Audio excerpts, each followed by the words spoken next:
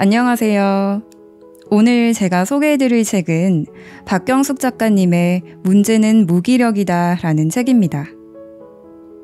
아무것도 하고 있지 않지만 더 격렬하게 아무것도 하고 싶지 않다 라는 말 많이들 들어보셨죠? 저도 그런 시기가 있었는데요. 아마 현대인들에게는 이 무기력이 우울증만큼이나 자주 나타나는 증상 중 하나일 것 같습니다. 이 책은 인지과학자이자 실제로 무기력이라는 정신적 황폐함을 겪어본 작가가 무기력을 이겨내며 쓴 자전적 에세이입니다.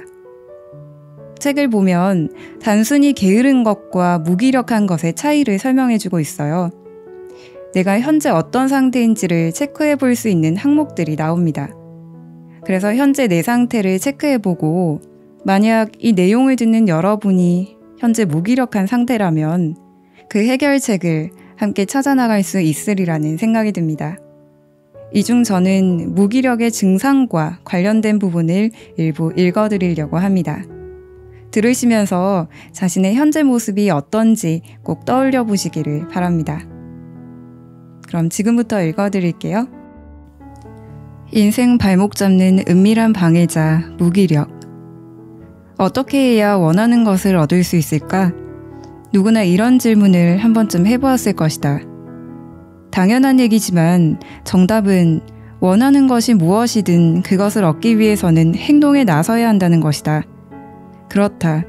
행동할 때 삶은 희망하는 대로 진행된다. 그래서 우리는 행동하고자 한다.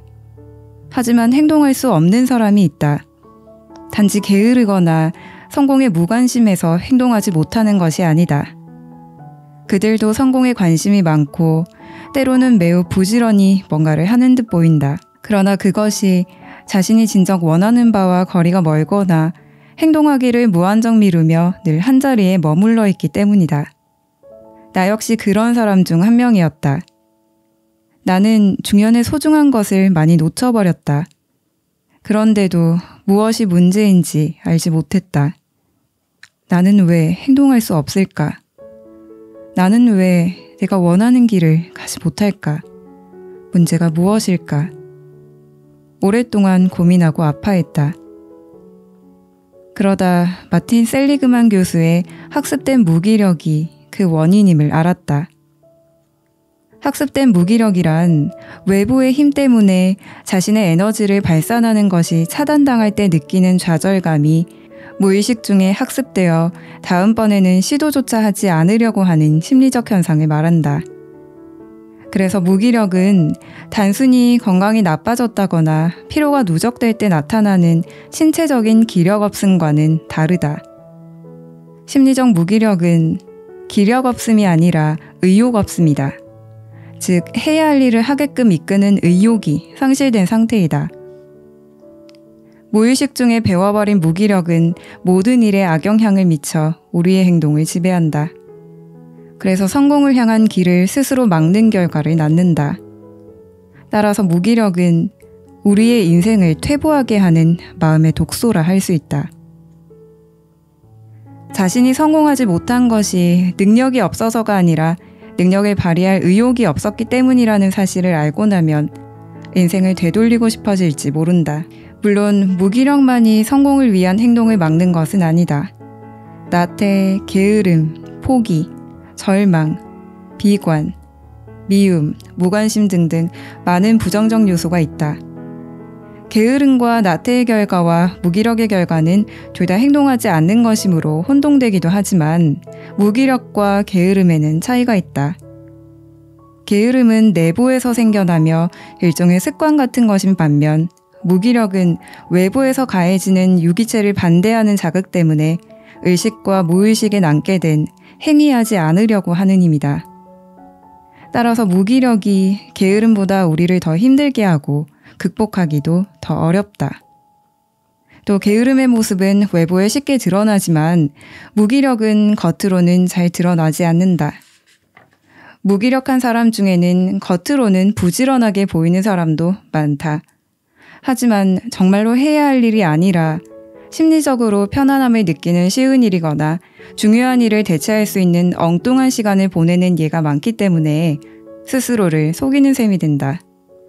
그래서 무기력을 은밀히 속이며 인생의 발목을 잡는 강력한 방해자라고도 부를 수 있다. 이 책에서는 무기력에 빠져 기능하지 못하는 우리 마음을 일깨우는 방법에 대해 설명할 것이다. 무기력에 빠진다는 것은 마치 주인이 얹은 짐을 지고 억지로 버티며 사막을 건너가던 늙은 낙타가 기력이 다해 뜨거운 모래 한가운데에 쓰러져 죽을 수밖에 없는 순간을 만나는 것과 같다. 그런 날을 만나면 우리의 자아는 죽는다. 육체는 살았으나 마음이 죽는 심리적 사망과 조우하게 되는 것이다. 하지만 그 죽음이 끝이 아니다. 낙타가 죽은 자리에서 사자 한 마리가 기지개를 켜며 일어나는 환상 같은 일이 우리 삶에서 일어날 수 있다. 나는 이 책을 통해 무기력한 낙타를 벗고 자발적인 사자가 되는 법에 대해 말할 것이지만 그 변화는 결코 쉽지 않다. 그러나 그 변화가 일어나기만 한다면 비약적인 도약이 뒤따를 것이다.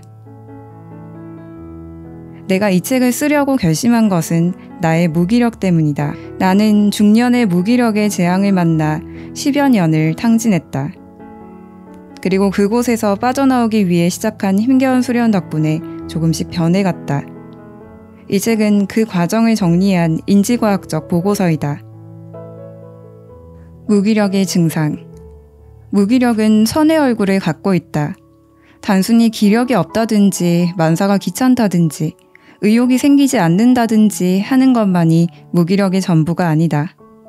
업무 능력 저하나 게으른 상태만이 아니라 생각지도 못한 다양한 증상을 통해 나타나기 때문에 그 신호를 신속하게 감지해야 한다. 우선 마틴 셀리그만이 정리한 무기력의 증상을 알아보자. 1번. 행동하지 않는다. 무기력의 가장 중요한 증상은 뭔가를 직접 나서서 하지 않는 것이다. 즉, 자발성이 사라진다고 할 수 있다. 환경과 사건을 스스로 통제하지 못하는 것. 이를 두고 심리학에서는 통제 불가능성이라고 한다. 이런 통제 불가능성을 경험한 사람은 무슨 일을 하든 귀찮아. 어차피 내가 어떻게 할 수 없어. 라고 생각한다. 자연히 행동하고자 하는 의지가 사라지고 시도 자체를 포기하게 된다. 셀리그만은 실험을 통해 속수무책으로 전기 충격을 받은 개는 도주할 수 있는 여건이 되어도 도망치려는 시도를 하지 않는다는 결과를 얻었다.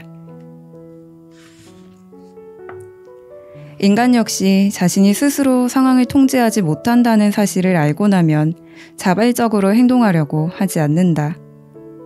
이렇게 행동하지 않는 증상의 원인은 동기의 약화, 동기장애이다. 2번. 나는 뭘 해도 안 돼.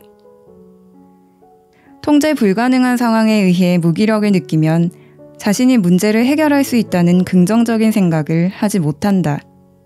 한번 피할 수 없는 전기 충격을 받은 개가 도피할 수 있다는 생각을 잊어버리는 것처럼 인간도 자신이 그 문제를 해결할 수 있다는 생각을 하지 못한다. 심리학에서는 이런 현상을 부정적 인지 형성이라고 한다. 세상과 자신을 바라보는 인지의 양식을 부정적으로 이끄는 증상의 또 다른 명칭은 인지장애다. 3번. 마음은 물론 몸도 아프다. 무기력해지면 여러 가지 정서장애가 나타난다.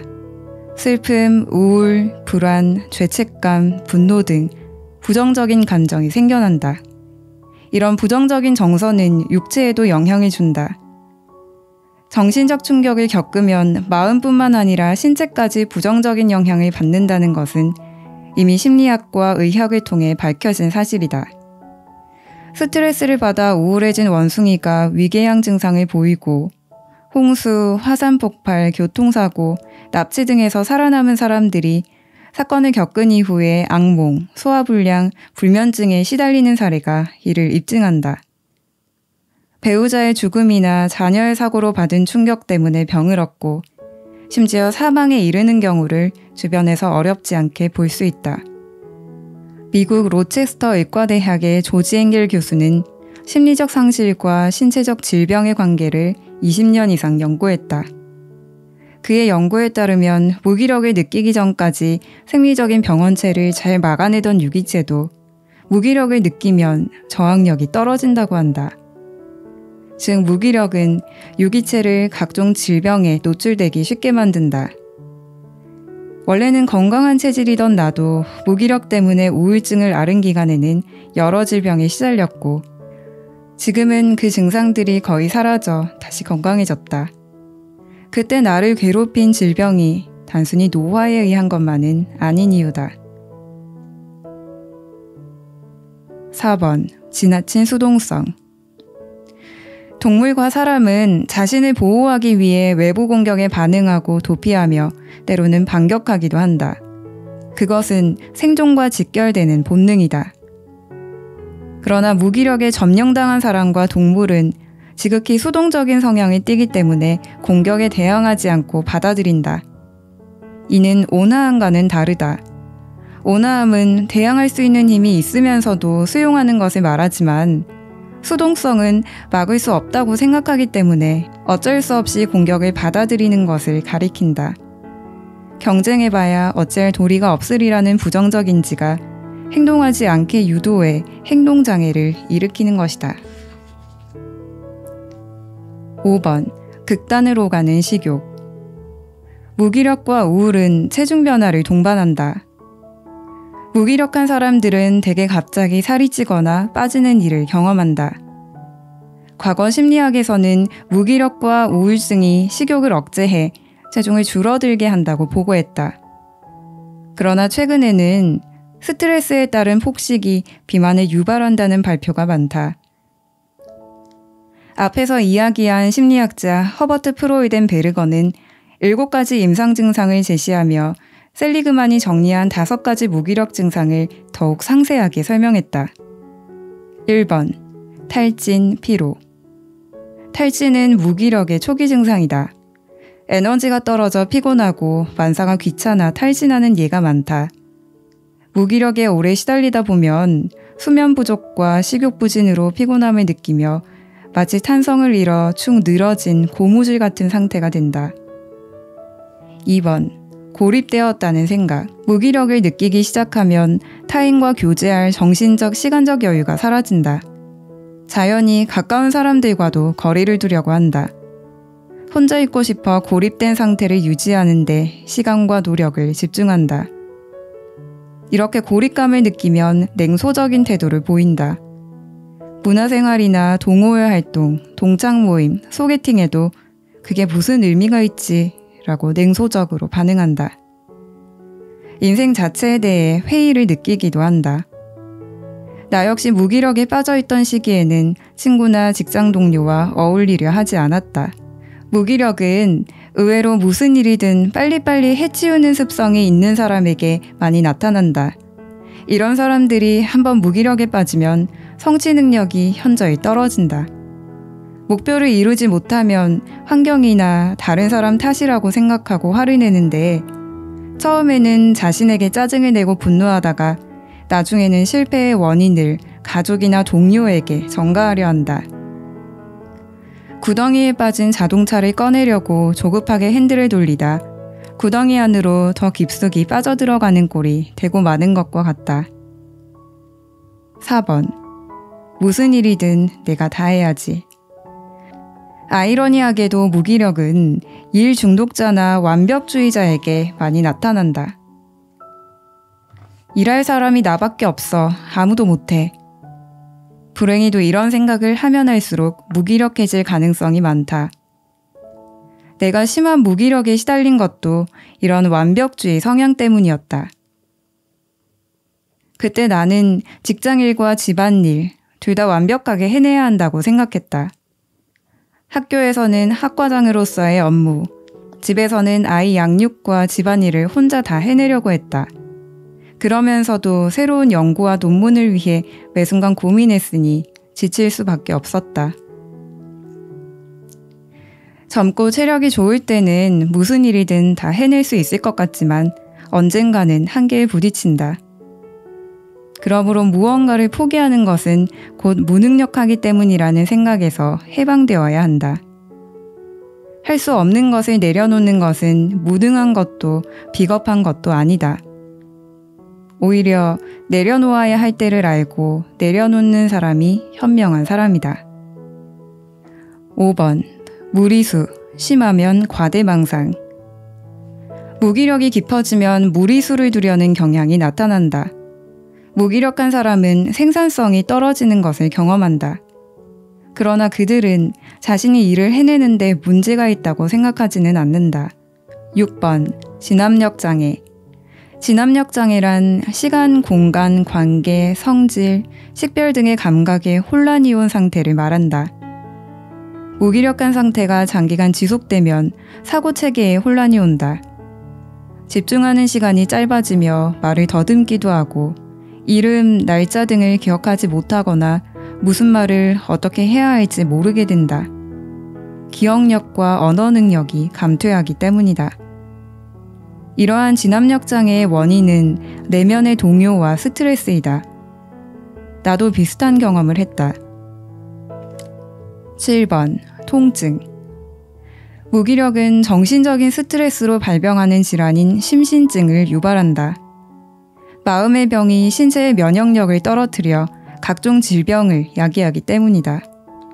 두통이나 고질적인 감기, 요통, 어깨 통증은 무기력에 동반되는 대표적인 질병이다. 나 역시 무기력했던 시절 두통과 요통을 앓았고 특히 심한 어깨 통증에 시달렸다. 우울한 일요일. 직장인들은 과도한 경쟁과 조직의 부조리를 겪으면서 점점 일을 쌓아두거나 대충대충 하거나 동료에게 미룬다. 내가 대학의 전임 교수로 있을 때는 이직이나 사직을 희망하는 이가 드물었다. 정년이 보장되므로 이직하려는 교수가 거의 없었다. 그러나 내가 비정규직 연구교수로 근무한 곳에서는 이직뿐만 아니라 전직까지 고려하는 사람이 많았다. 계약 기간에 대한 불안과 초조, 해고 위험이 그들을 다른 직업으로 전향하게 했다. 지금 하고 있는 일이 당신에게 기쁨을 준다면 당신은 축복받은 사람이다. 그러나 이렇게 축복받은 사람이 얼마나 될까? 직장인을 대상으로 업무에 대한 의욕을 잃거나 회의를 느끼는 직장생활 무기력 증후군에 대해 조사했다. 그 결과 설문에 참여한 직장인 중 90.3%가 무기력 증후군에 시달린 경험이 있다고 답변했다. 이들을 대상으로 무기력 증상에 대해 상세히 조사했다.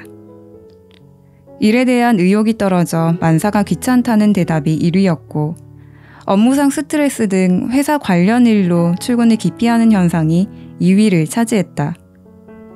그 외에 모든 일에 예민하게 반응하는 신경과민과 적성에 맞지 않는 업무로 이직 또는 창업 고려, 삶에 대한 회의감 등의 의견이 있었다.